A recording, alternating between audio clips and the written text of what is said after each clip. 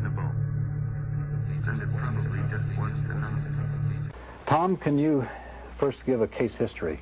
Just kind of a typical case history, and then we'll talk in greater detail about what happens. All right, I can tell you the biography of a little kid from a hollow in West Virginia whose mom and dad went to Houston to find work. They thought that Houston was the capital of opportunity in America. The dad went out there to get a job, a low-level job with an oil company, brought the mother, then sent for little Jimmy and his little brother. Jimmy and his brother got to Houston on a Greyhound bus, and his dad and mom failed to pick him up. How old were they? Jimmy at that time was 12 and his little brother was 6. They spent the night in the terminal, Jimmy fending off the advances of a number of men. And then the dad came to pick him up the next morning. The parents had both gotten drunk and forgotten to pick up the kids. The boys went to live with their parents. The parents both had severe drinking problems. The dad lost his job. The mother got killed in a car wreck. The little boy was severely injured. Jimmy dropped out of school to try to hustle, was his word, money to help keep the family, what was left of it, together. The dad died choking in his own vomit after a drinking bout. And Jimmy was the sole support of himself and his little brother. The rent was coming round, and Jimmy had no money. And then a neighbor kid said to him, "You can get $10 just for watching me play with a man." And Jimmy said, "That's queer." And his friend said, "It's not queer if the guy does it to you. If you just let it happen, and all you have to do is watch." Jimmy did it. Then the man offered Jimmy $25 to let the man play with Jimmy, and Jimmy took it, so he had $35. And then he got introduced into the routine. Jimmy was little, only 12, and he was small for his age. And the circuit he went on in Houston was not the main one, which is Montrose. He went to a place nearby, an arcade called Funland. The way that worked was the boys would stand by the machines, and a man would come by. If the man offered quarters, the boy would take them, and then the man and the boy would go off. Jimmy became a professional prostitute at the age of 12. He survived in that capacity until he was 14. Was he working on his own, or was he part of an organization? He was not part of an organization. He was what they call the Farm League. And he was taking care of his little brother. His brother got killed in a car wreck when he was driving with some people. And Jimmy then was desolate and almost destitute. He used the last money he had to bury his brother. He did not want to let his last surviving relative, his grandpa in West Virginia, know the way things had gone. A reporter in Houston last saw Jimmy across the street from Funland, and a man who used to pay boys for sex then told this reporter, "I know that boy."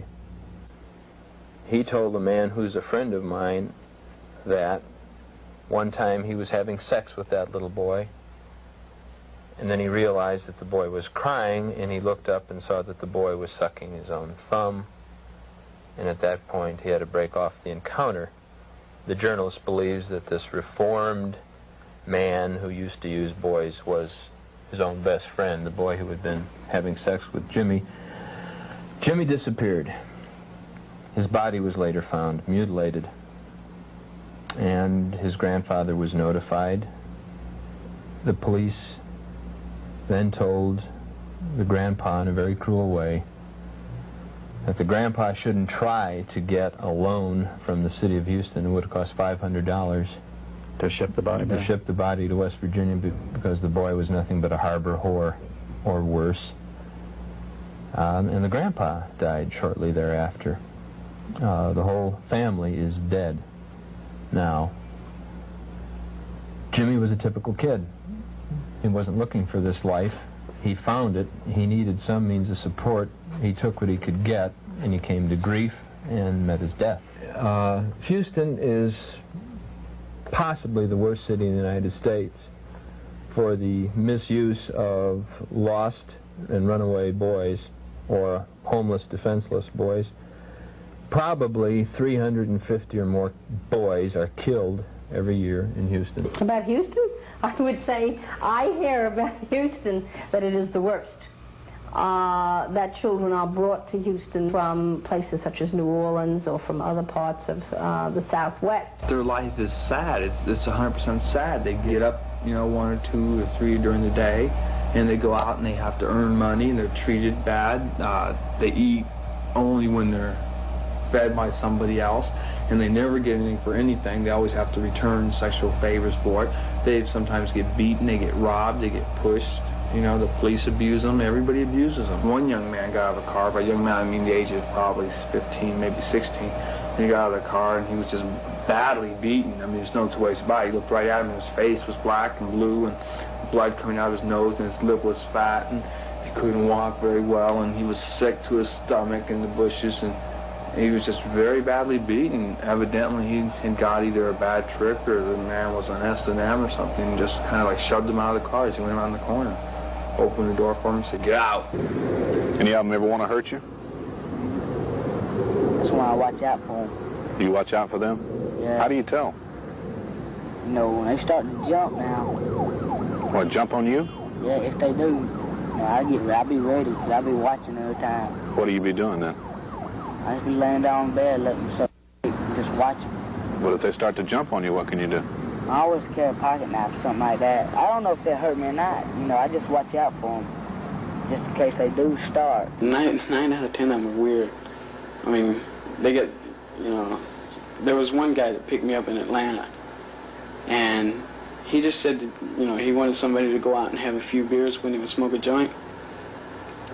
And we got over there, and I was drinking this beer, and all of a sudden, you know, doing like that, you know, I couldn't even see straight. My eyes were rolling back. And then the room started spinning, and I was out of it. When I came around, he had me tied up in the basement, no less. Way up like this, you know. And I couldn't even move. Did he tied up? Yeah, stretched. What was he doing to you? Nothing. He was just sitting there with this whip looking like he's going to hit me with it. He just threatened me a lot, and I was sitting there crying and scared to death. You know, because the worst they could do is kill me, you know. That interview was conducted several months ago in Houston, Texas. Investigators now fear that the 15-year-old is dead. The body of a young man found ritualistically dismembered in Missouri is thought to be his. I woke up and he was clamping handcuffs on me. I was laying on my stomach. The other two were on their stomach, and they were handcuffed and their feet were tied. The most shocking and horrifying result of older men having sex with young boys is the story of Dean Corll in Houston, Texas, and more recently John Gacy in Chicago. In Houston, Corll lured or had brought to his home at least 27 young boys, all under the age of 17. The boys were sexually assaulted, then killed. In Houston, I give the figure based on, I think, prudent calculations that upwards of 350 boys a year are killed deliberately because of this. Many more die of drug overuse, malnutrition, of suicide. The national toll per year is in the thousands every year. Kids die violently because of this. In the first 3 months of this year, 1981, 30 boys were found dead in Houston. None of them was called a homicide. They were found to be dead of exposure, dead of causes undetermined, dead of massive internal bleeding, as in the case of one child under 10 who was found naked in a Dempsey dumpster with his colon and his rectum torn apart. He was called not a homicide, but a victim of massive internal injury. He was fist raped. Yes. What is the sort of psychic roots or the nature of this phenomenon? I've been studying this phenomenon since the spring of 1979, and to the best of my knowledge, most men who seek sex from boys are not homosexuals. To the extent that they have active sex lives at the peer level, They are heterosexual. Many of them have no peer sex at all. There are gay people who are what we call pederasts, that is, men who lust after children, especially boys. But it appears to be the case that most such men are not gay, that their attraction is for young, defenseless children, especially boys, because they're more exotic and more forbidden. But it is not a matter of gay rights as advocated by practically anybody. This is a much different sort of phenomenon. The reason that the gay community usually scorns any investigation of the subject is that they know that the average person in the public will blame homosexuals and homosexuality for the phenomenon, regardless of what facts are presented. Well, this is not just a sexual thing in the way we talk about it. It's a power trip, and it's also a sadistic thing, because these kids are tortured and killed. Who do you think those people were? Those were not just ordinary people there. If I told you their names, I'm not going to tell you their names, but if I did, I don't think you'd sleep so well. The kind of individuals involved are down the line, almost in every instance in the cases I've investigated, men who are very powerful, usually very wealthy, and usually administrate control over a large number of people. Wealthy Houstonians can and do obtain boys in a most discreet manner. It's gotten a little more sophisticated now. It's gotten more expensive. Higher prices are paid, and it's gotten a little more sophisticated in terms of I think the types of people who are into it, types of adults who are into it, professional people. Houston professional people? Yeah. Soliciting boys? Oh, sure. You know, you can be a millionaire in Houston, man. Hustling? Yeah. You got people here that are so wealthy that they can't let anybody know what they're doing, that they're willing to pay $200, $300, $400 a night, you know, for one of these boys not to say anything about them. You know, you got judges, doctors, lawyers, politicians, advertising people involved in buying young people, if it's for an hour, for a night, or for a month, or for a year. They actually have white slavery in this country. It's a fact. And in Houston, right now, it's going on. Tom, is there any evidence that there's any connection with organized crime? Obviously, with other forms of prostitution that we know about, there are close connections. The mafia has always utilized prostitution as one of the pillars of its organizations and sources of its income. Is there any connection here that has been revealed with organized crime? Yes. When we're talking about 400 kids on the street between 2 and 4 in the morning in a city like Houston, there's very little organization. There may be a runner or a pimp who's trying to squeeze the boys a little, but there's no big businessman running a sophisticated operation. But when there is a bookstore with 40 stalls, there's often a stable of boys. That's fairly good-sized business. And there's bigger business than that. That's the call boy operations, like this one we described with the 10,000 customers. That's big business, it's crime, it's organized, but it's not the mafia. It's the pillars of our society. There is big business, organized crime. It's sophisticated, it's closely attached to the major financial, commercial, industrial, educational institutions of our society. It's run by the same people who run those. It's frequented by the same people who occupy management positions in those. It's not the mafia. It's an adjunct of clean business. It's serving the most respectable people we have in our society, the people who are the elite.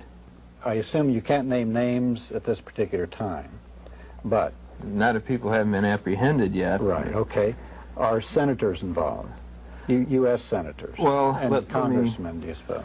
Let me give you some information here. Now, this is stuff that has come out of newspaper clippings. It has gotten far enough to get in the newspaper, even if it hasn't been followed up.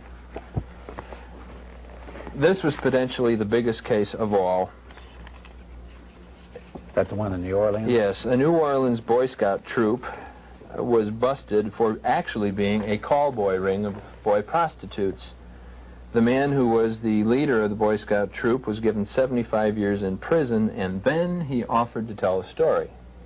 The story he told was that the congressional delegations from 2 states, one of which was Louisiana and one of which bordered Louisiana, and, as he put it, the entire hierarchy of one of the states, as far as top political posts, were all involved as customers of the little boys. And he said he was willing to name all the names. That was a UPI story of 26 November 1979, and he never talked again. Is he in jail now? Is he in he's prison? Still in jail. He said there was 1 U.S. senator and many congressmen. Weren't there a couple, actually right-wing, new right representatives, congressmen in Washington, who were actually found guilty of molesting? Doug, I wish you were right. Congressman Robert Bauman was apprehended in February of 1980 having sex with a 16-year-old boy. For some reason, no charges were brought until September 1980. At that point, the FBI and the U.S. Attorney made an agreement to keep all details of the account out of public records. The charges were dropped on Bauman's promise that he would take a drug or an alcoholic abuse treatment program. He continued in office and he ran for re-election. He was defeated, but he said he would go on to run again. William F. Buckley is one of his closest friends. They were co-founders of Young Americans for Freedom and the American Conservative Union. The way Buckley put it was this: it transpires that during alcoholic bouts he engages in homosexual acts. He went on to say there was a complaint filed by a 16-year-old boy. And then he went on to say Bauman should resign from Congress and resign from the positions in conservative organizations because he was an embarrassment. Bauman never went to trial. He didn't actually go to a formal pretrial hearing either. Then there was Texas Congressman Wyatt, who was caught, well, actually, I take it back. He was not caught. A juvenile reported that Wyatt had forced sex on him. Charges were never filed. That's a quote. Charges were never filed, despite the fact that the boy had filed a complaint.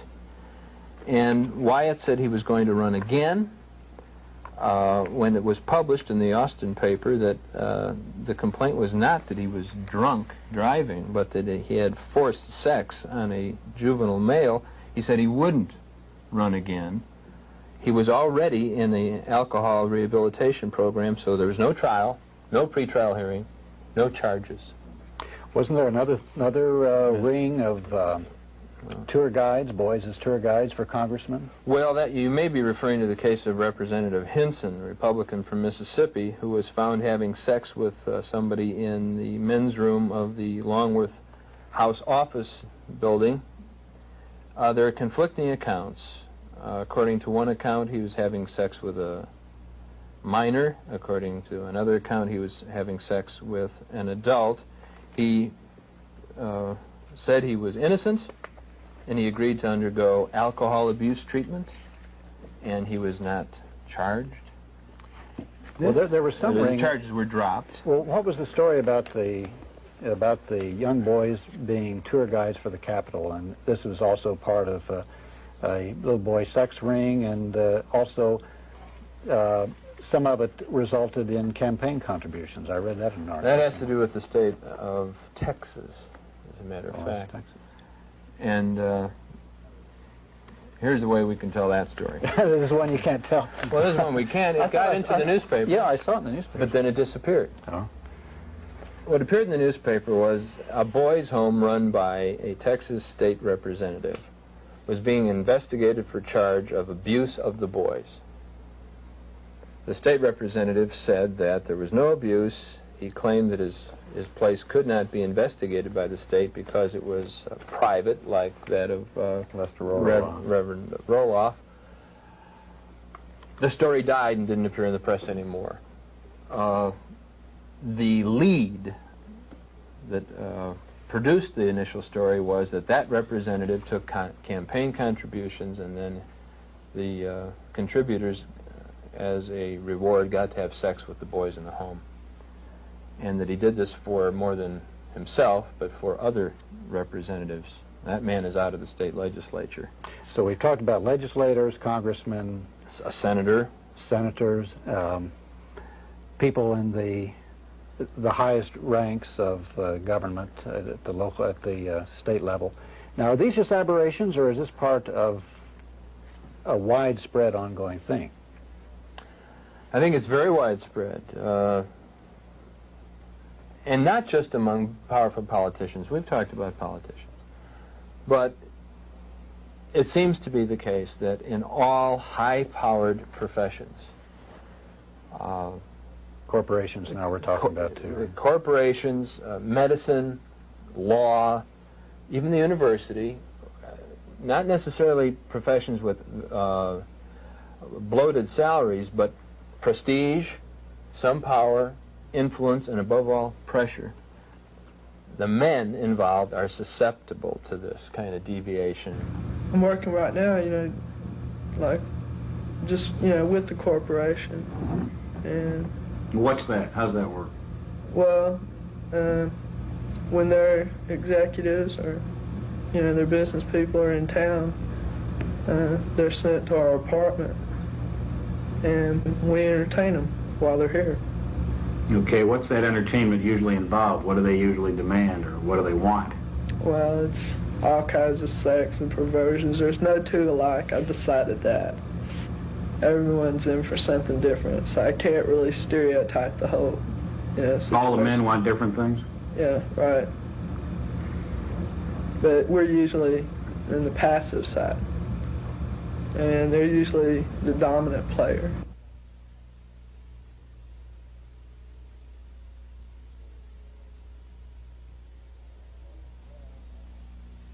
He was a real old man. How old a man? Like about in his 60s, 70s. What does he do at Grady Hospital? He's one of them people that operates on people. He's a what? A doctor. We've talked about those men who have achieved power, and also among those men who wanted it but didn't get it. Mm-hmm. Men like poor Gacy in Chicago, who killed at least 33 boys.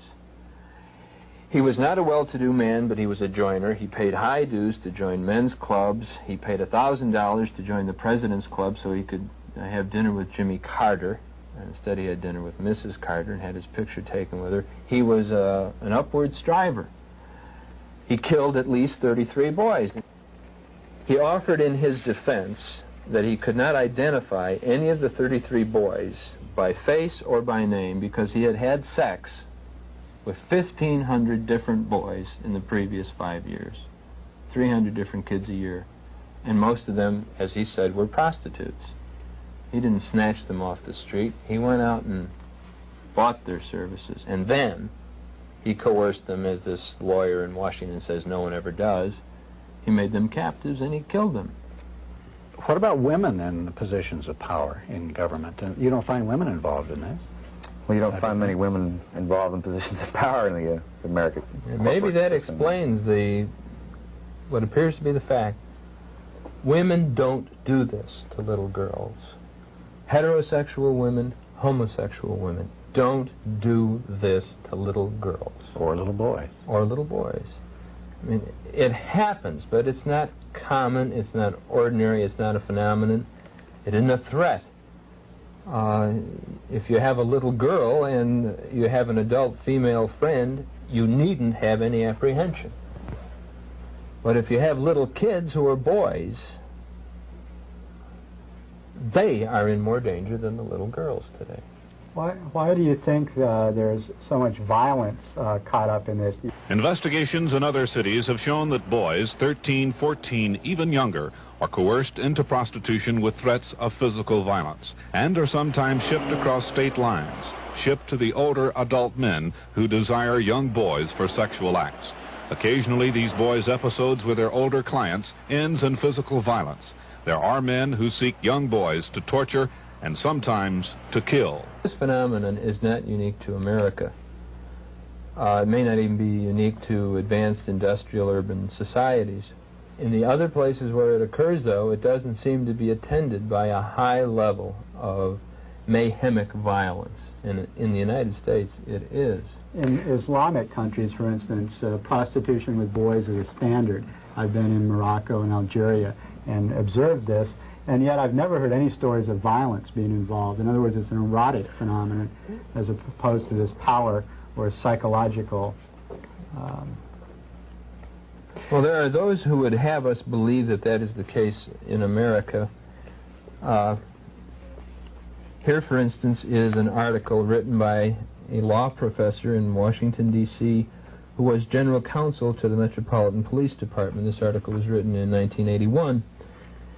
He says, if the boys are victims, it is largely in the technical sense. It is more accurate to characterize them as entrepreneurs who, by and large, understand their own motivations. They do it for money, for drugs, for pleasure, and perhaps for some as a crude gambit for emotional sustenance. But unlike teenage girl prostitutes, they do not act out of fear.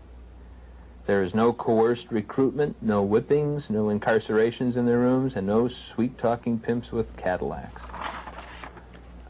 That's not what I have found. So you think that's false, that Washington police chief? I think it's false, and I think it's a deliberate falsehood. Well, let's talk about, we haven't talked about the proliferation in the United States of this. We've talked about a few individual cases. How widespread is it, and what are the numbers we're talking about? Well, we know this, for instance. This is a standard. 500,000 kids run away or are thrown out of homes every year in the United States, and the majority of them are boys. Another thing that the President's Commission on Obscenity found, this is the commission that Richard Nixon repudiated, it mentioned in passing that child pornography was a phenomenon of the abuse of children, and then went on to say that for every female prostitute of any age in the United States, there are 9 boys underage who are prostitutes. That is a finding which is debatable and is a speculation, but it went unnoticed. I think, though, that if you get in a car and prowl the streets of the capitals of this practice, Houston, New Orleans, Atlanta, Chicago, New York, Los Angeles, and to a much lesser extent, Austin, our state capital, and Washington, the nation's capital, you'll find that boys are the ones hustling more than the women. Mark, some of the research that you did in Austin here that started off your involvement in this issue indicated that there was a possible ring of homosexual boys in Austin. Could you tell some of the facts on this case? Well, my interest in this whole issue originated when, as a reporter for the Daily Texan, we heard through the grapevine that a pharmacist here in town had been busted. And I don't remember the original charge. I'm not sure if it was abuse of a boy in a home. I guess it was abuse of a, that's right, abuse of a boy in a halfway house. Well, the thing that interested us about the case was that the police had later found in his home a file, an index file, of anywhere from 200 to 500 names of young boys around the Travis County area and counties accompanying Travis County. And it had their names, phone numbers, parents' names, in many cases, sexual statistics on the personnel, height, age, weight, and in some cases preferences. And that sounded like an astounding thing to us, that there should be somebody traveling around, and what he did was he would hang out at high schools and offer the drugs that he had available, as he was a pharmacist, in exchange for sexual favors. Well, we followed that up, and somewhere down the line of judicial scrutiny, the evidence was lost, or disappeared, or was unable to be retracted, and it complicates from there. But that's how we got. Well, Anderson, his name was Anderson, Robert Anderson. He was found guilty of one charge and sentenced to 2 years in prison. And then he skipped he was still not incarcerated. He skipped, and he's never been found again. Was there any indication that he was involved with other men who were participating in these favors? In other words, what would the point of him keeping these cards be, unless there was some sort of business or organization? He was an agent. He was an agent, and he had quantities of drugs. Mark didn't mention that he listed next to the name of each boy that boy's personal drug preference. And he also had a very large quantity of muscle relaxants to administer to boys to make sex easier for the men. Not only that, but there was also the names of several well-known business men in the Texas community that, for obvious reasons, were contacts. Okay, what about, you talked about Boy Scout groups and boys' homes. What about these? Well, a boys' home is an ideal place if you want to get in on an operation and get hold of some vulnerable kids. It's an ideal place to do it. In San Antonio this August, 2 men who were supposed to be Catholic priests were arrested for sodomizing 50 boys, ages 3.5 to 14, that year, and they had several hundred boys in the past 3 years. They're having sex with the boys on a regular basis. That was why they established the home, to get at little boys. In Dallas, a place was closed down the year before. In Houston, Jimmy was in a home in Houston for a while, and he was raped by his caretaker. That place was closed down. In Houston, there are only 42 beds available in all the homes for boys in the whole city, and one of the homes that's still open was previously investigated, and arrests were made because of attacks on the boys. It's very common.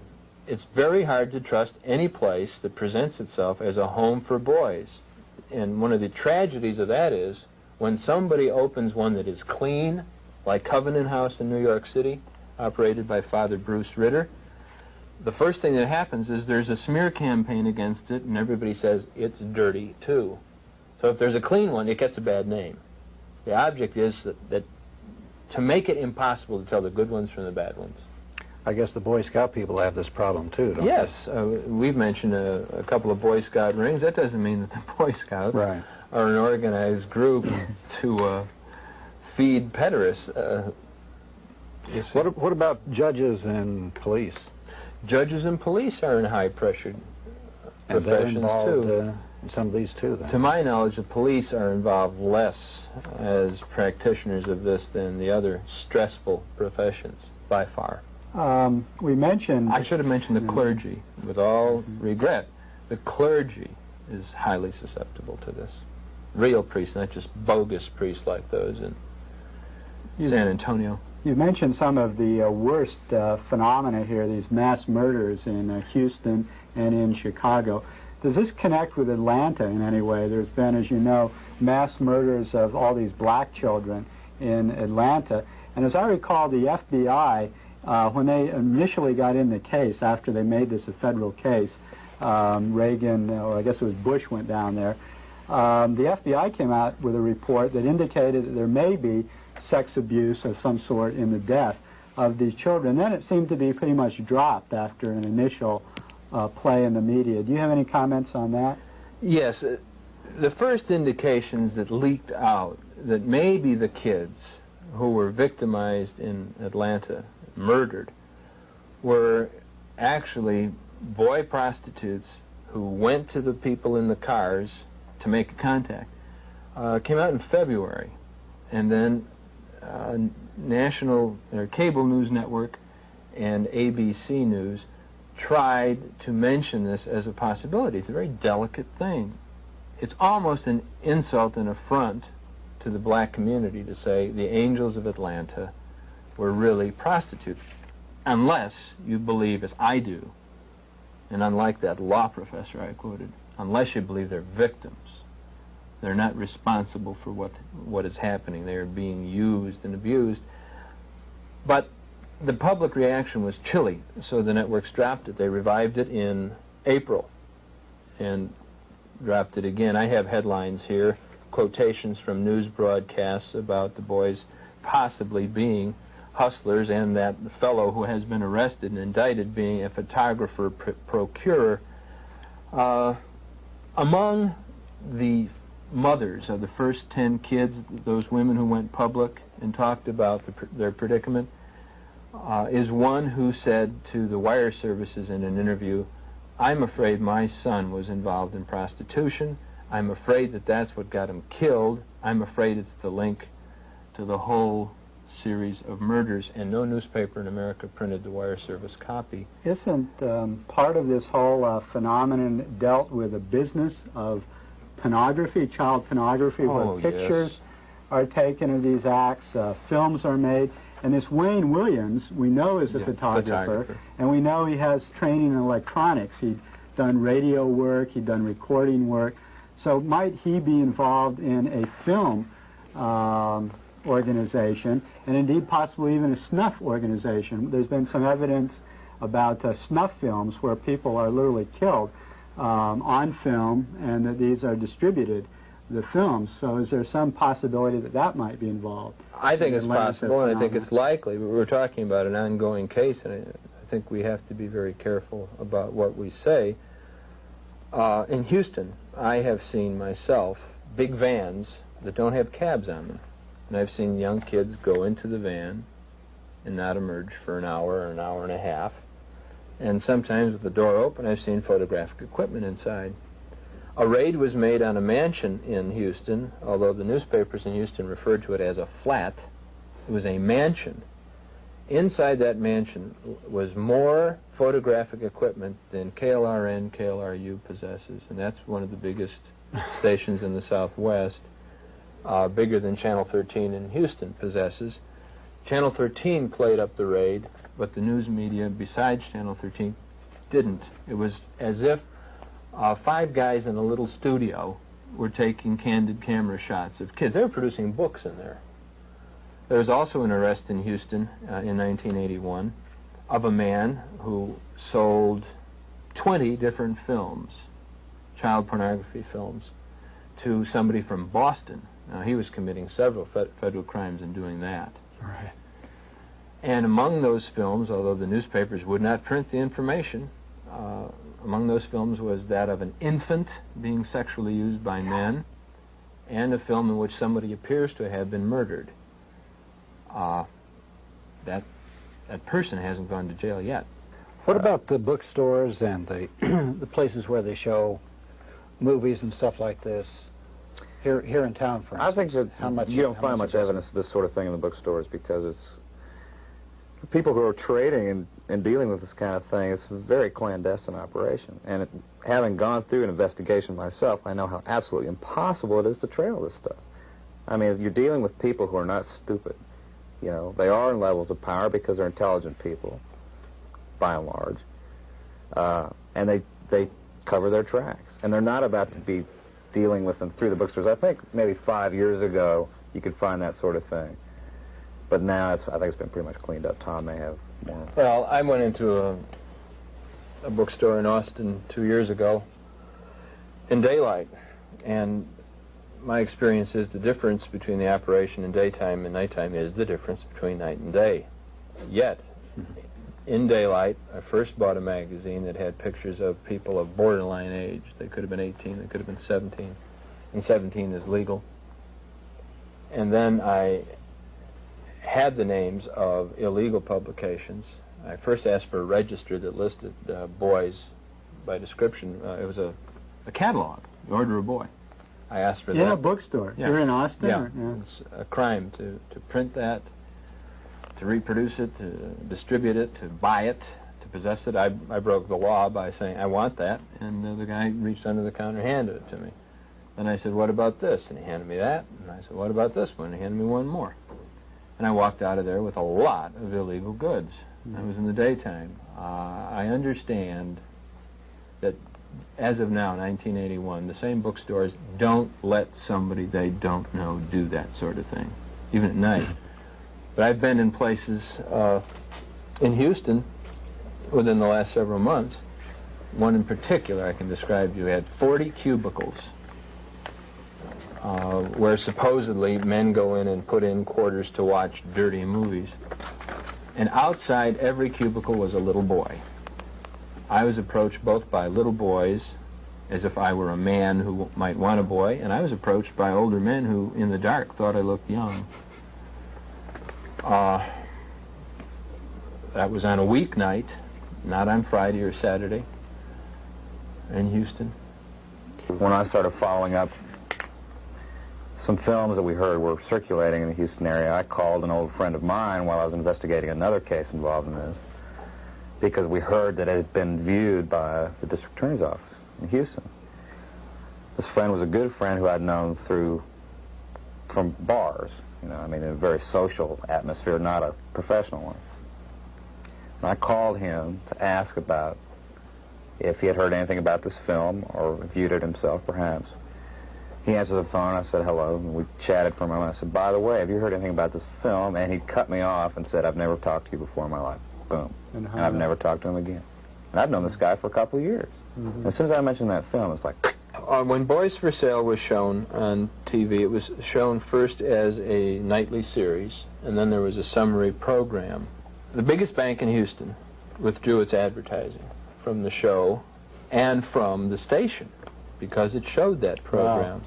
And the bank managed to get the other advertisers for that program to withdraw their advertising. And if I might interject this just for a moment, because it ties into the power problems. I remember originally with the Robert Anderson, the pharmacist we talked about earlier, one of the items found in his apartment was a wallet, or checkbook, I guess, with a student's address and name on it.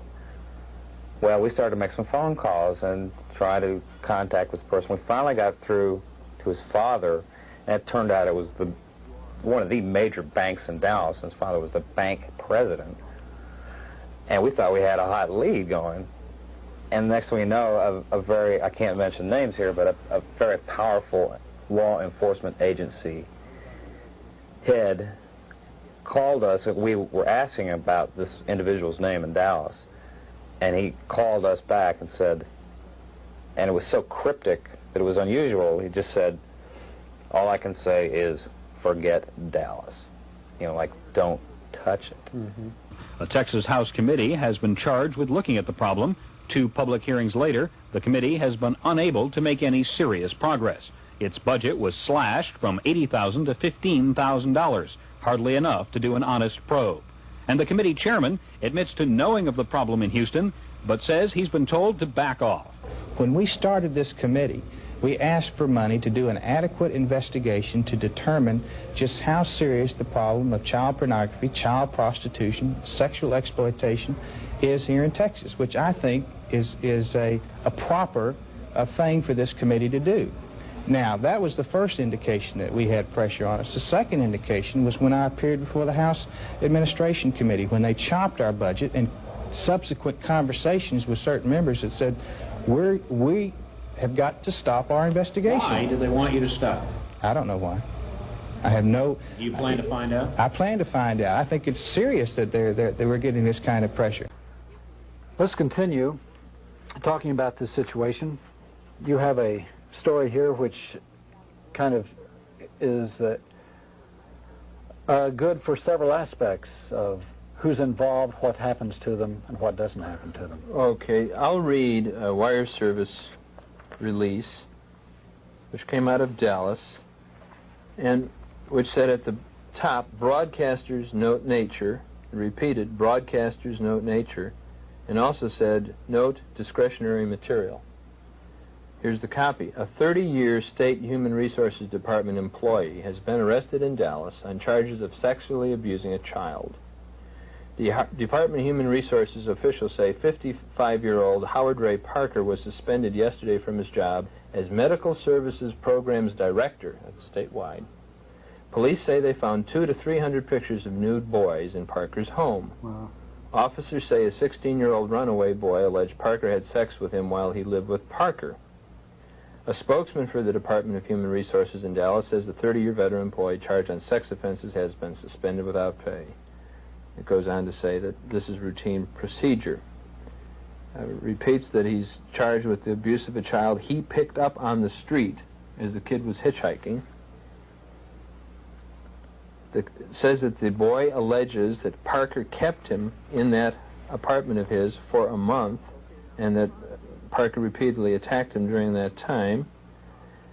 Police say a search of Parker's house uncovered 200 to 300 photographs of boys in various states of attire, and many showed them engaging in sex. Now, it happens to be the case that those boys were charges of the Department of Human Resources. And here's what happened in the case. Mr. Parker went under the care of a psychiatrist. The psychiatrist said that prosecution would be damaging to Mr. Parker and prevent his recovery. The judge took that into consideration in the pretrial hearing and let him go. And the state of Texas paid for his psychiatric care, and they returned him to the job after his rehabilitation. He went back to work. He went back to work. What about the kids? Did they do anything to rehabilitate them? Whatever they were supposed to be doing in the first place. Let's take a look at the children involved and their lives. Robin Lloyd, author of For Money or Love, the definitive book on boy prostitution in America. I think that it's been described as a national horror. I don't think it's a national horror. I think it's a national tragedy. My findings are that the boys that get into this, as described in the title of the book, For Money or Love, they're not really in it for the money. I think that they're in it for what they perceive to be adult attention or adult affection. That's where it becomes a tragedy. If you take a 12-year-old boy who comes into a strange town, he's broke, he's cold, he doesn't have anything, he's hungry, and then the other street boys will tell him, hey, you know, you've got something you can sell. And he finds he has this marketable commodity I mentioned earlier. So now he goes to the apartment with a strange man. They go to bed together. The next day he's out on the street, and he's looking for now the same kind of protection that same night. Their life is sad. It's 100% sad. They get up, you know, 1 or 2 or 3 during the day, and they go out and they have to earn money, and they're treated bad. They eat only when they're fed by somebody else, and they never get anything for anything. They always have to return sexual favors for it. They sometimes get beaten, they get robbed, they get pushed. You know, the police abuse them, everybody abuses them. What do you do with the money? Spend it on. When I have to stay with somebody, I pay them that, or just give me something to eat when I need it. And I buy me some shoes or some socks or whatever I need. How much you guys getting for tricks? You gotta be able to make some bucks. We gotta get more than $5. Trying to get some money, but when we need it bad. $20 for the day's over. Oh, no. So I can make money, man. There's no other way. No other way you can make money? That's true, there ain't. Can't find no coke bottles around these days. People already took them all up. 14, I can't get a job. I ain't gonna get a job. Yeah. Most of the kids don't want to be where they are. They don't want to engage in this lifestyle. And if you give them help, an awful lot of them, a very high percentage of them, are quite anxious either to go home or to get a job, go back to school, to live a normal, happy life. They are not into this really rotten thing because they like it. If they stay in it long enough, they develop attitudes that make it very difficult for them to do anything else. If you work here in our center and you do not develop a bad memory, you don't work here very long. The tragedies, the violence, the fact that some of the kids that come into us are killed because they cannot escape the exploitation is a very hard thing to bear. Our staff does not really last very long here. Who's running it? I can't tell you. Why? They do something to you? Something like that. Yeah, I understand what you're saying. Well, if they have that many kids, what's their where is it located? Is it what part of town? I'm not. But you're not gonna tell me the location. I would kill him. If they're running slowly, yeah, breaking fingers, right, toes, ankles, yeah. All you have to do is. The youth then detailed how boys are procured and then held by the service. Strictly all the boys are closed circuit. All the boys from Houston. Oh no, these guys, you know, like hitchhikers that are hitchhiking in, they pick them up, give them a place to stay, and then tell them, look, you owe us some money. All fairly young? Very young. What's the youngest? 9 years old. Well, this is one little kid's little But they have all the way up to what, 18, 20? 21. Now, do they provide y'all with protection? I mean, are they protected? Well, Vice doesn't touch them. But you don't know why? Or do you know why? I don't know why. All I know is Vice doesn't touch them. Do they teach the kids how to perform sexually at this place? They teach them how to do it? I mean, like... Well, usually they get some... The train. What happens if a kid won't perform? Do they kind of get down on him pretty heavy? No, they just get rid of him. Well, how do they keep him quiet? You know, so he won't talk. Well, they usually have an example. Once in a while, break a finger or two. Have they done that in front of you? Yeah, they've done it a couple of times. Some John, you know, like didn't pay up. One time they took him into the room and they broke his finger. One at a time. Boys told our undercover investigator, a former drug rehabilitation counselor and sex therapist, that they are not proud of what they do. You don't live at home? I go home once in a while. And your mother know you do that? She doesn't care? She don't like me come around the house too much. And if I do that, she don't like me come around too much. Why not? She says she just don't like her son being hustling and stuff like that. She knows you're hustling? Yeah. This dude wanted to take some pictures of me for $100 tonight. You know, stuff like that. It's just stupid stuff. Well, you can, yeah. Why do you say it's stupid? You're doing it. Well, hey, you gotta live. I'm ashamed of it, too. You're ashamed of it? Sure. Why? Hey, man, I wasn't brought up this way. What kind of family are you from? I had real nice people. I mean, you know, it was me that messed up. Your parents know what you're doing? Oh, no. She know I'd never let them know. God. Hell, I've heard them too many ways already. Well, the reason I'm here is, you know, when I was 13 years, well, I was 10 years old when my mom got remarried. And when she did, this thing she married came into my room and raped me. And they had to take me to the hospital and put 3 stitches in me. You know, that's when you were 10? Yeah. So then what happened? How'd you end up leaving home? When I turned 13, I just, you know, packed up my bags and trucked on. What do your parents think you're doing, or what's your mother think you're doing then? I don't know what they think. I haven't written them a letter since year before last. They don't care, you don't think? No. This boy was partially a victim of poverty. On the streets, though, you find boys from varied backgrounds. One 15-year-old from a wealthy family tells of being cast out because he was failing in school. His parents are divorced. Neither his father nor his mother wants to care for him. He started out as a prostitute when he was 12. You gotta keep hustling with yours? Yeah, I have to. I mean, you know, where's a 15-year-old going to get a job, man? It isn't too likely. What do you think about what you do? You proud of it? No. I think disgusting, revolting, you know.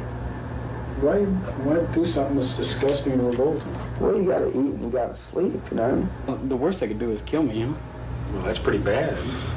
Yeah. I mean, aren't you worried about that? Don't you value your living? No, right now I don't. You don't value your life? Not really. You don't want to stay alive? I mean, I want to stay alive and all, but, you know, if I die, what the I mean, it can't be much worse. I know. I mean, is it that bad out there? Don't you look forward to the day when you get a good job?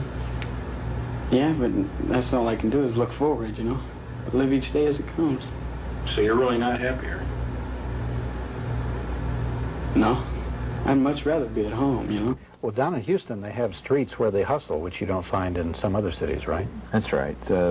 What kind of now? This is apparently these are the entrepreneurs, as the D.C. guy talked about, right? These are cold little kids looking for money to buy some food, money to get a room, hopefully with some privacy, with somebody if they can't get any privacy. To put it in the bluntest terms, At 2 in the morning, when the bars close, the boys who've had only one customer that night and need more money, or haven't had any customers at all, start bidding against each other for the favors of whatever pederasts are patrolling the street. You've actually observed this? Yes, yes. That's at 2 o'clock. It lasts for about an hour, a little longer, and then some kids are left, and many of them have nowhere to go. They might have what they call a trick pad that they can go to, and I hope they get the $25 to pay the rent there the next day. I've seen them climb under cars to get shelter and warmth. To sleep, you mean? Yes, at 4 in the morning on this one night in November when it was cold, and the boys had T-shirts on, not jackets, and they didn't have jackets. These are mostly destitute, well, you might say street people. Well, they might come from well-to-do homes, Doug, but when they're gone for a few months, they're poor. Down and out. They are now poor. A rough count that I made was that there are 400 kids in an area of half a square mile. Is there any... Now, let me finish the story. Sure. The police then came and rounded them up in vans, and I heard over police radio that their count was that there were 400 kids. And they drove them to a suburb of Houston called Pasadena and let them out. Why did they do that? They did it because if they formally arrested them, they would have had to book them and put them someplace, and they had no room for them. If they had room for them, they couldn't have protected them from other people in the jails. They didn't have the heart to arrest them. Technically, they arrested them by taking them into custody, but they didn't have the heart to do any more. They wanted to clean up the street because this was the week before the national election in 1980. They had no place to find shelter for them because there were only 42 beds in the whole city, and some of those were questionable as to their safety for the boys. So they took them for a ride and let them out. They didn't have anything else to do. Tom, is race a factor here, and if so, in what degree, what extent? It's a factor in a surprising way, Frank. We've already mentioned, but maybe not emphatically enough, that these kids are poor. Once they're out on the street, even if they come from middle-class families, they become poor. But overwhelmingly, the runaway kids are from poor families, from struggling families. You would assume then that they would be heavily minority kids. This isn't the case. Overwhelmingly, the kids who are throwaways, runaways, who hit the streets and work in the life are white. Part of the reason is that the market among the well-to-do men for boys is a white market. The men want white kids. They don't want Chicanos. They don't want black kids. They want white kids, fair kids, Nordic-looking kids, the ideal type. What about wealthy black or Chicano males? They also tend to prefer white kids. You can find in what's called the Farm League, in the parks, on the streets, at the curbs,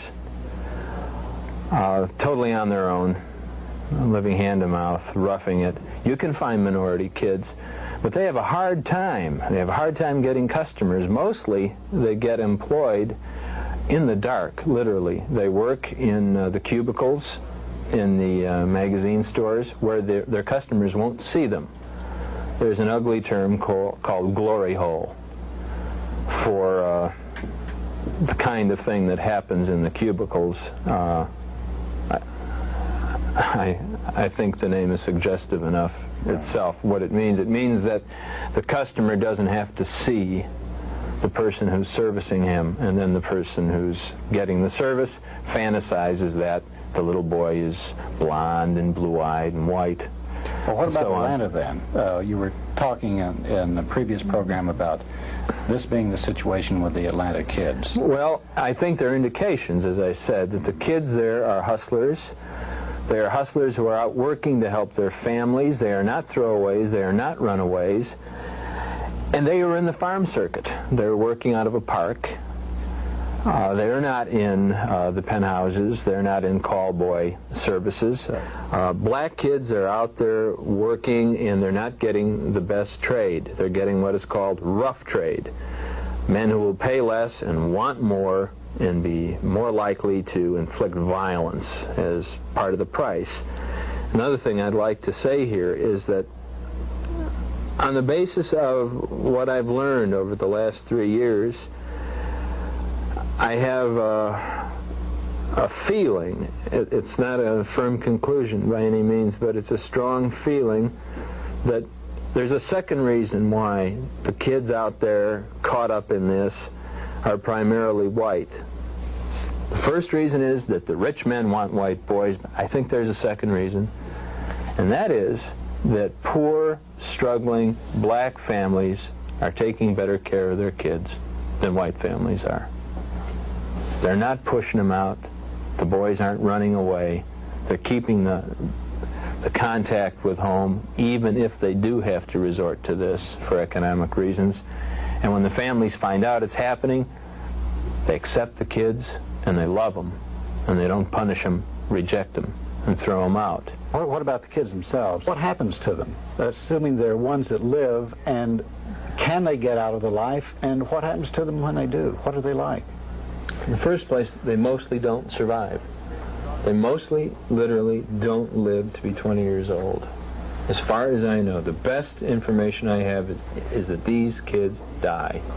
They waste away, they kill themselves, somebody kills them, and that's it. And we're talking about over half. Over half of the kids who make their living this way for a period don't survive adolescence.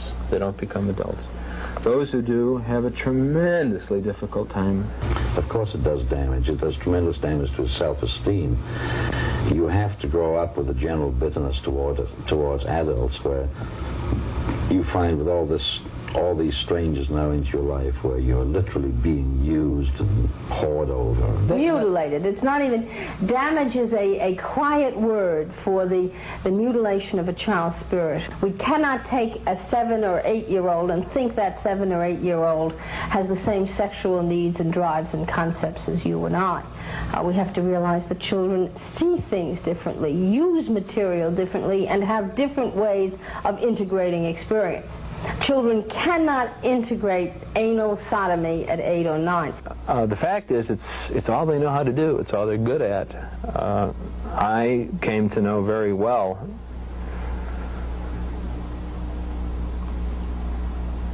a 22-year-old hustler masquerading as a 16-year-old for whom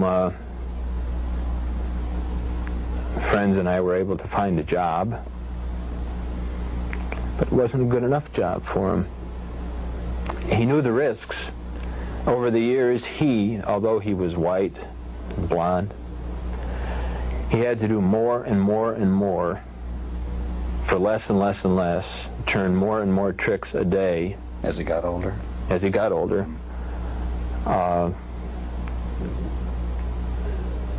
One of the things that I know happened to him in the last year was that he had to be subjected to penetration with bottles, and the men played the game of whether or not they'd break the bottle off in him or not and cut him.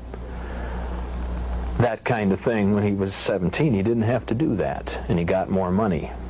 At 22, he pretended he was 16, the man pretended he was 16, he got less money, he had to turn more tricks, but he didn't know what else to do.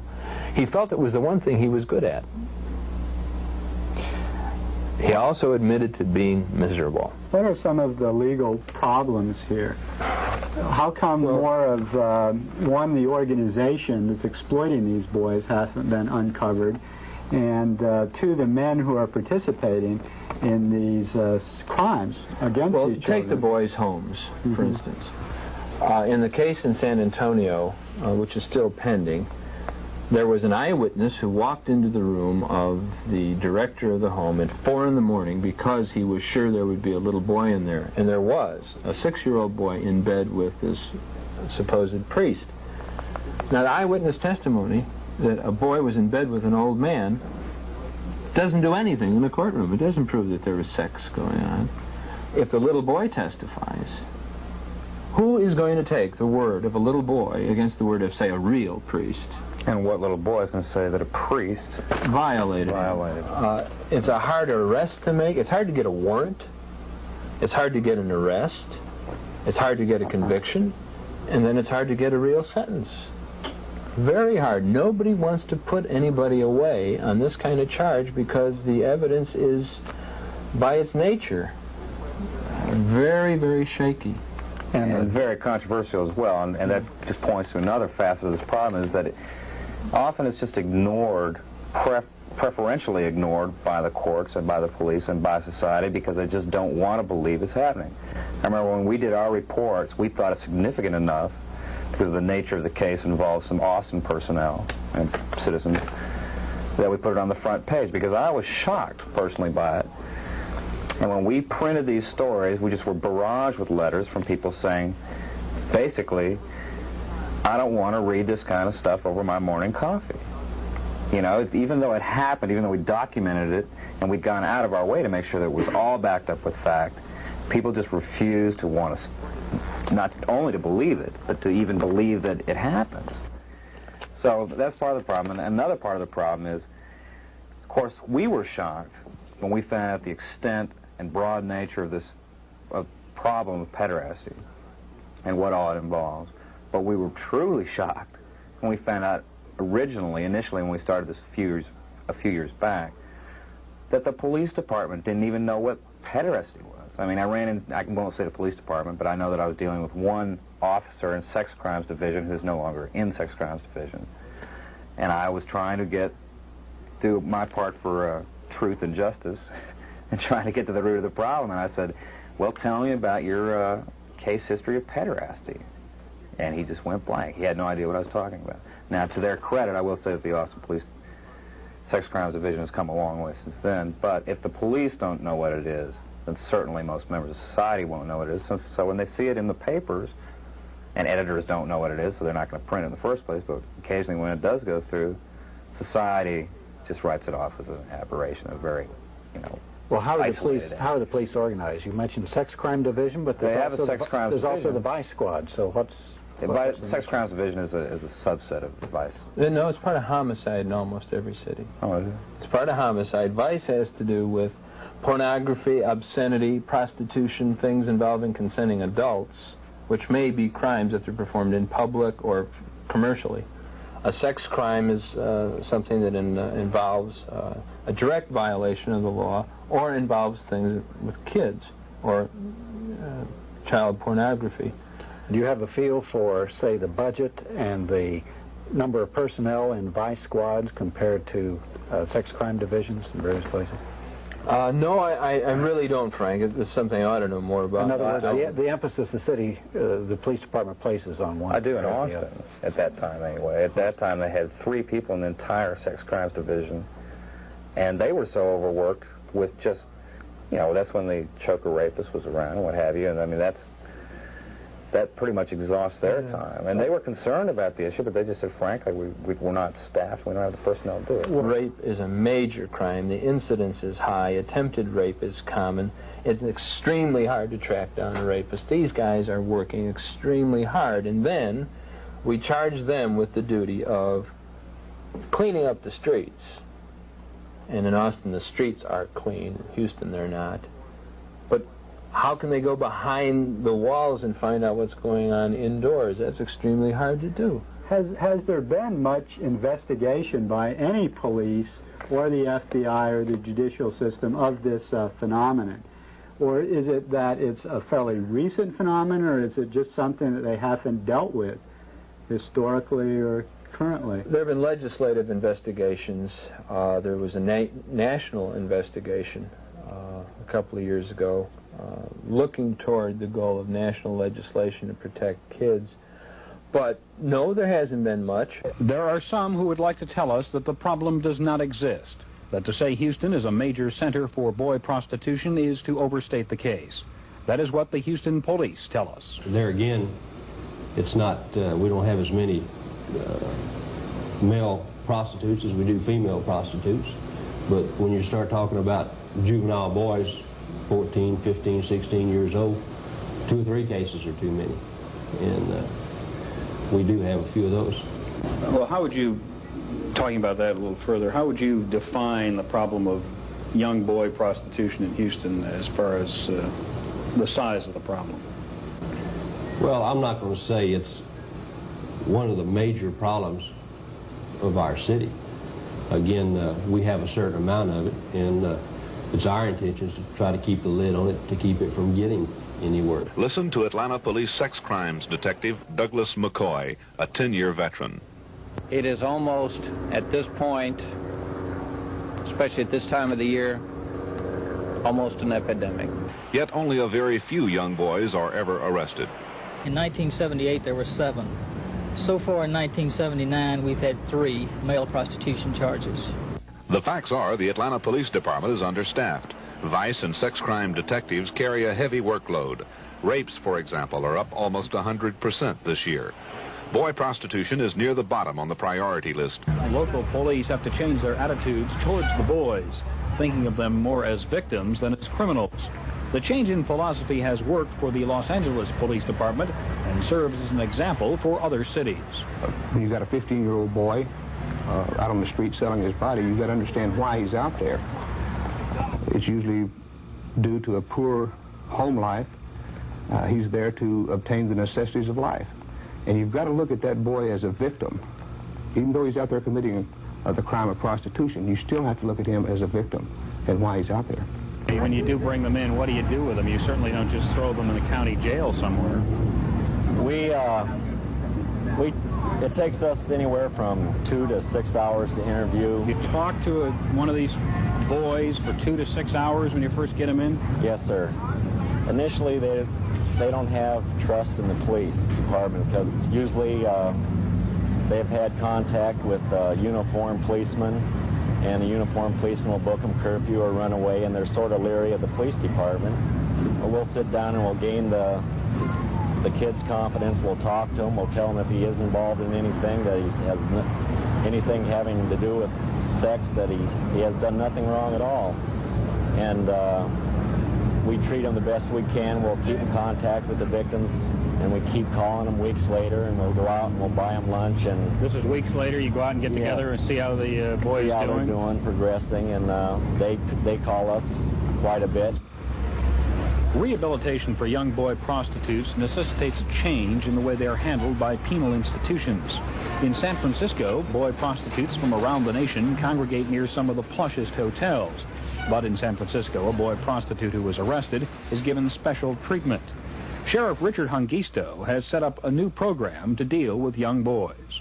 The heterosexual inmates are very likely to abuse, to rape the younger person or the person they think has had homosexual experiences on the streets. They will take advantage of them by force, and sometimes they will be very, very brutal. It's a problem amongst children, juveniles, and adults.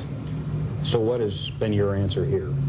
We house the gay inmates separately. We don't mix them in with heterosexual population just for that reason.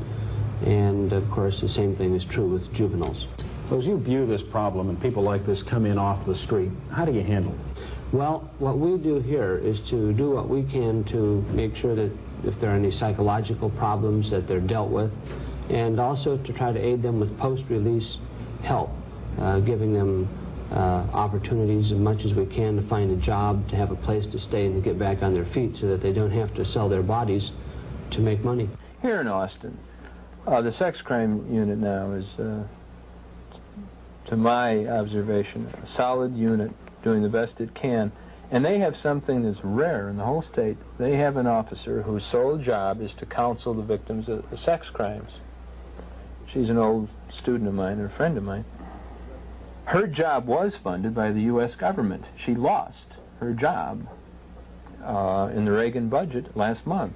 And she had to lobby in the city council to get retained as a police officer. They've retained her for a year.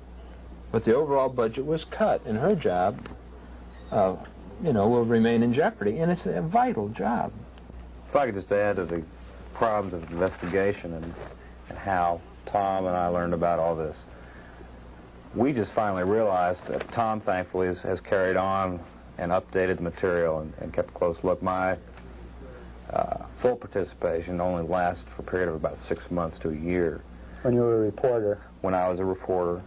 And myself and another former editor of the Daily Texan, just as soon as we got hooked on it, I mean, as soon as we found out what was going on, we went after it with entire abandon for a good period of 3 to 6 months. Almost every day we forgot our classes, we forgot our work at the newspaper, we were determined to get to the root of it.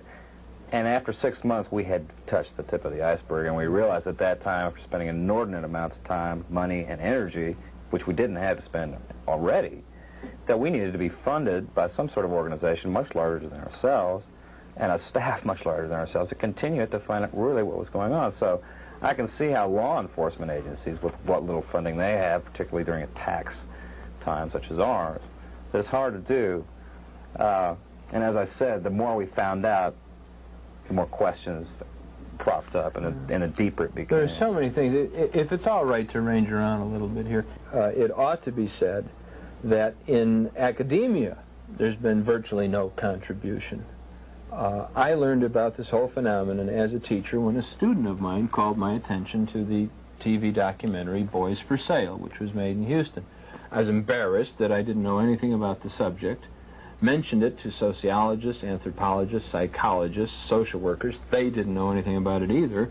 Then I went into the bibliography and found that it was first meager, and second, heavily oriented toward the defense and explication of the pederast, like the lawyer's commentary I quoted to you. It's considered a dirty subject, and people aren't supposed to go into it. Every semester when I lecture on it, I have students get up and walk out. I used to have complaints made to the department, to the college, to the university, and so on, that I was doing pornographic things in the classroom. That's abated, but people still get upset and walk out. Maybe not because they are offended, but because they're eviscerated by it and they want to get away from it. People don't like to look at reality. Well, especially and this is as real as it. This stuff is horrible. At any rate, if the police department from any major city went over to the major educational institution in its area and asked for a contribution from the faculty, that faculty could contribute practically nothing. Academics have been not necessarily remiss, they have been oblivious to this. Can I ask you, unless it would compromise your information system, how do you go about getting your information? Observation, interviewing, and interviewing of many kinds. Interviewing kids, interviewing people who are willing to talk, who are on the other side of the street, so to speak, and investigators. Have you written any books, or are you planning any articles or studies on this?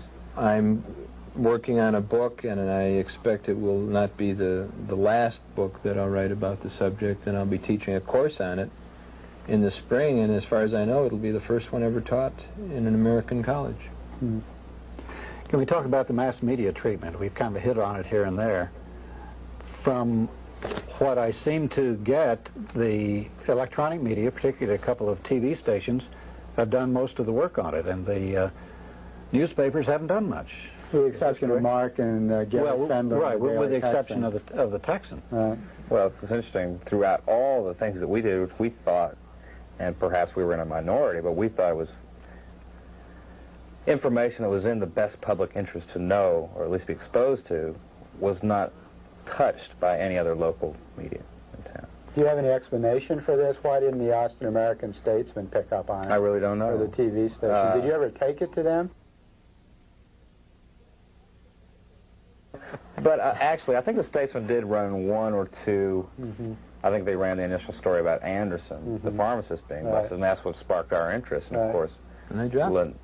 Did you ever talk to the reporter that did that story and see why they didn't pursue the... No, I don't think I did. I think we got so wrapped up in what we were doing. What about down in Houston? Is there any evidence of pressure to keep the lid on down there?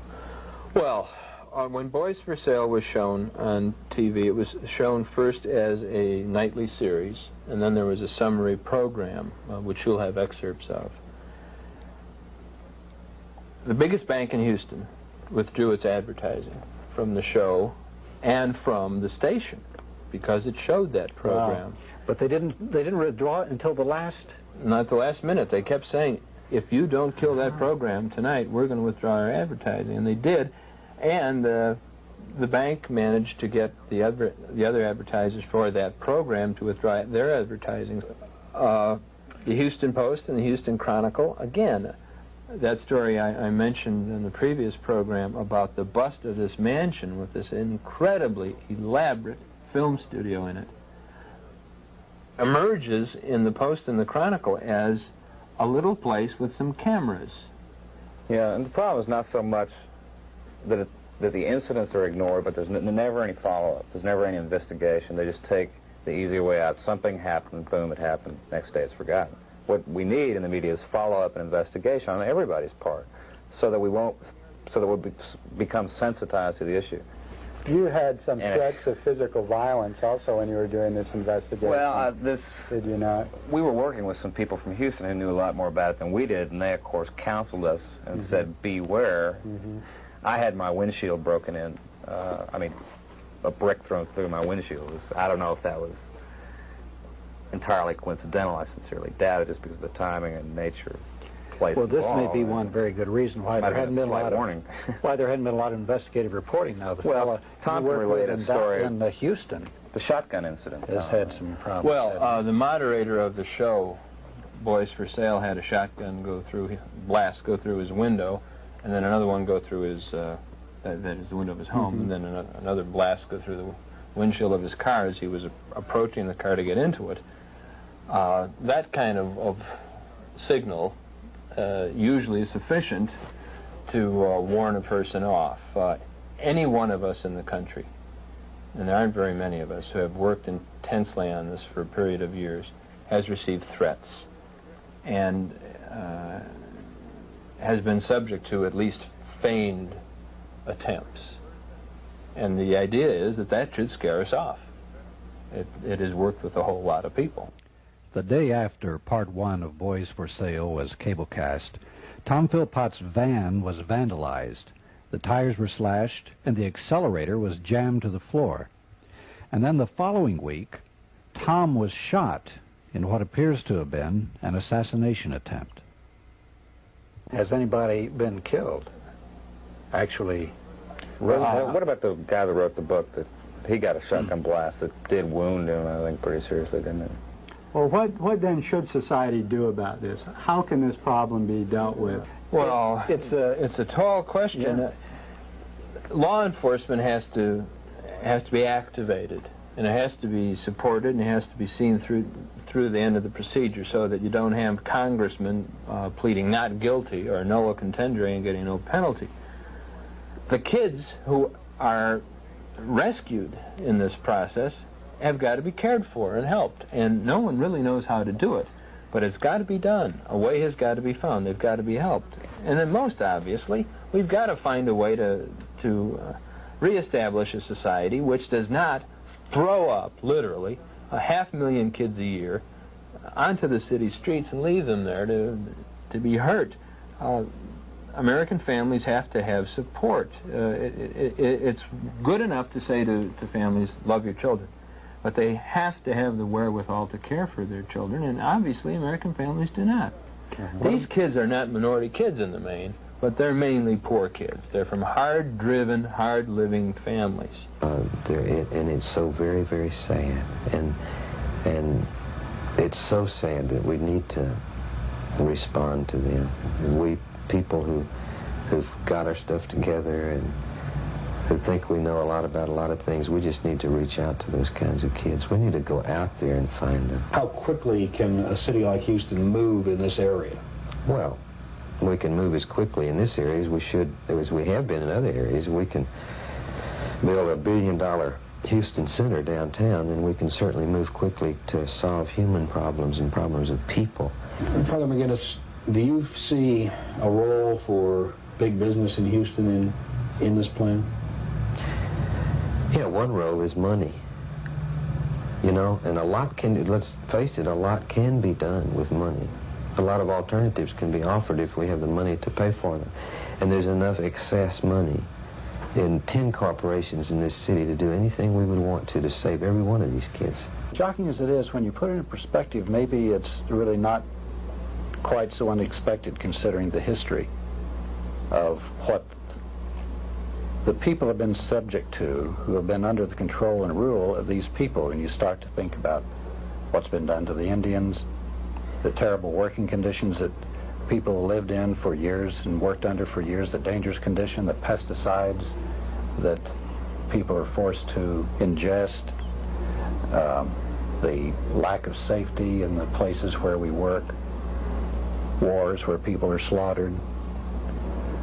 There's really a long history of this, and this is this the same type of impulse turned focused just on a small boy, or is this something really unique, you think? That isn't easy to answer, Frank, because in all honesty, this subject has baffled me from the time I first became aware of it until this day. I can't understand it. And I'm trying very hard, and it's very difficult. As an historian, I know that this society, probably above all in the world and in the history of the world, romanticizes childhood. But the historical record, child labor, for one thing, indicates that this society has not been good to children, has not protected children. In fact, is contemptuous of children, heartless to children. And they're such helpless victims. Who can they go to? What constituency do they have? Nobody.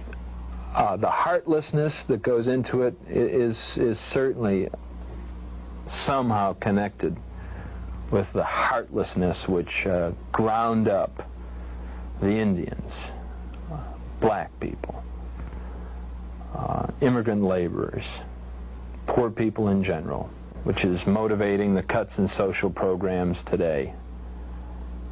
Blindness to the actual living reality of people's situations. Yes, it's connected. But this is it's about the most hair-raising thing I think I've encountered in studying the history of my country. The slaughter of the innocents. It's the greatest slaughter of the innocents since Herod. And it goes on and on and on. And when the public gets a hint of it, nothing happens. The case of Price Daniel is instructive there. It came out in the custody hearing of Mrs. Daniel, who admitted to shooting her husband, that he attacked their son, and there was testimony that he had relations with other adolescents. There wasn't any inquiry as to what that might mean for society. Price Daniel is one of the major names of Texas. And all these other names that we've mentioned of people have been caught and let off. There doesn't seem to be any willingness to make the connections which you have implied and face them. And it's time we did, right? Yeah, you're damn right, it's time we did.